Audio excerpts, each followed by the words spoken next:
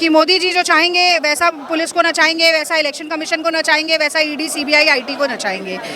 जो खुद विक्टिम है, जो घायल है लड़का, वो स्वयं आया है, उसके शरीर में पैलेट गन के छर्रे हैं। मोदी जी ने सोचा कि संसद में बोल के पोल ना खुले तो हाय फ्रांस करके इंस्टाग्राम की रील बना लो, लेकिन वो समस्या का समाधान नहीं है। जिस तरह से धर्मेंद्र प्रधान को जाना पड़ा, इनको भी जाना पड़ेगा। कभी टुकड़े टुकड़े गैंग, कभी अर्बन नक्सल, कभी आंदोलन जीवी, कभी खान मार्केट गैंग, अब ये दिमागी नक्सल पर आ गए हैं। मुझे ऐसा लगता है कि उनको पहले ये छोटी ओछी मानसिकता से, जुबान जो उनकी जहरीली जुबान है उससे, और अपने अहंकार से आज़ादी पानी चाहिए।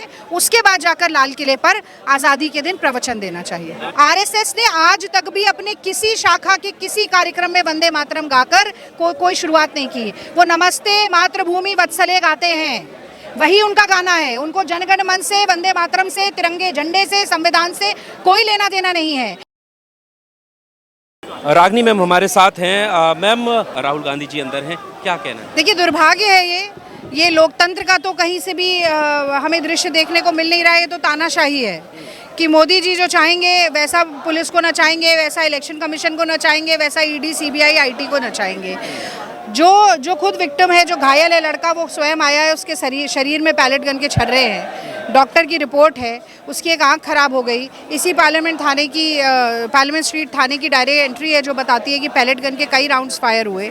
उसके बावजूद भी एफआईआर दर्ज नहीं हो रही है, और देश के नेता प्रतिपक्ष खड़े हुए हैं, उनके जाने के बाद भी एफआईआर नहीं हो रही है। तो सबसे बड़ा सवाल तो ये है कि एफआईआर दर्ज कराने में आम जनता को कितना कष्ट होता होगा। दूसरा बड़ा सवाल ये कि मोदी सरकार की नैतिक और राजनीतिक जिम्मेदारी की जो एक परीक्षा थी, उसमें वो पूरी तरीके से फेल हो चुकी है। ये हमें पता चल गया है कि अमित शाह पूरी तरीके से दोषी हैं, इसीलिए मुंह छुपाए हुए फिर रहे हैं। अब वो कहीं एसडीएम का नाम लें, कहीं किसी जांच का नाम लें, कहीं सुप्रीम कोर्ट का नाम लें, बात यह है कि इन सब की आड़ में इनको ढाल बनाकर खुद बचने का काम कर रहे हैं।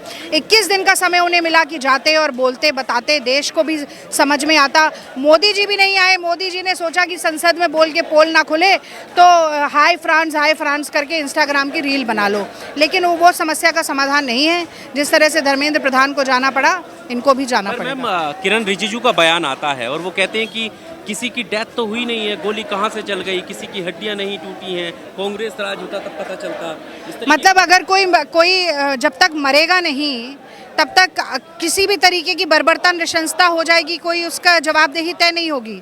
आप जानते हैं सिवान में जो AK-47 से 3 गोलियां चली, एक लड़के की थाई यानी कि फीमर बोन, जांग की हड्डी टूटी है, चकनाचूर हो गई।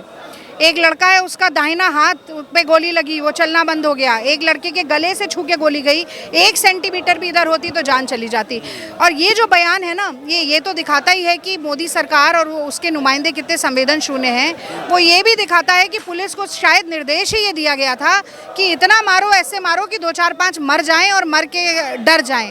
पर मुझे लगता है कि ये जो जुनून है ना अब नौजवानों का, कि हम शिक्षा व्यवस्था के भ्रष्टाचार को और जो उसकी दुर्दशा है उसको ठीक करा के रहेंगे।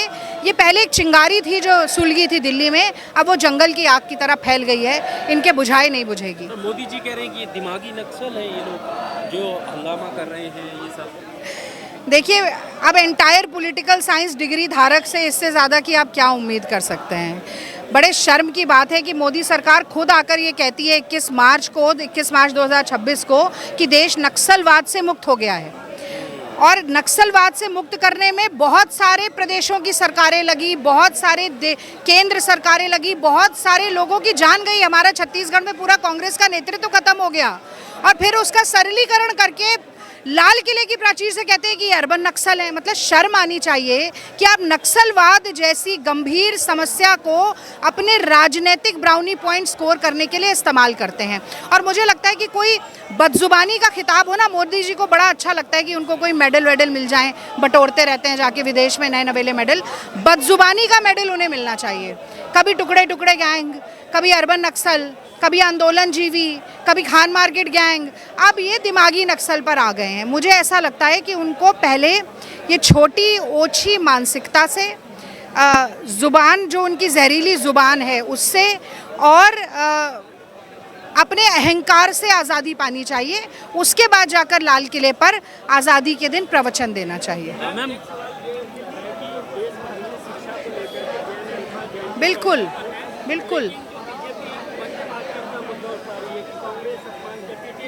अब जो आप तो जर्नलिस्ट हैं, आप किसी बीजेपी के नेता से मिले, उनसे कहिएगा 6 छंद सुनाइए वंदे मातरम के, फिर वो नहीं सुना पाएंगे। उनसे कहिएगा 2 सुनाइए, वो 2 भी नहीं सुना पाएंगे। ये जो आरएसएस से जन्मी हुई ये जो भारतीय जनता पार्टी है ना, आरएसएस ने आज तक भी अपने किसी शाखा के किसी कार्यक्रम में वंदे मातरम गाकर कोई शुरुआत नहीं की। वो नमस्ते मातृभूमि वत्सले गाते हैं, वही उनका गाना है। उनको जनगण मन से, वंदे मातरम से, तिरंगे झंडे से, संविधान से कोई लेना देना नहीं है। और मैं आपको एक बात कहना चाहती हूँ कि आज महंगाई पर, बेरोजगारी पर, महिलाओं की सुरक्षा पर, किसानों की आत्महत्या पर और जेनजी के आंदोलन पर इतनी बुरी तरीके से घिरकर बैकफुट पर हैं कि इनको फिर से राष्ट्रवाद, फिर से धर्म, फिर से हिंदू मुसलमान याद आ गया है। और वही ये करेंगे, पर इस बार काट की हांडी नहीं चढ़ेगी।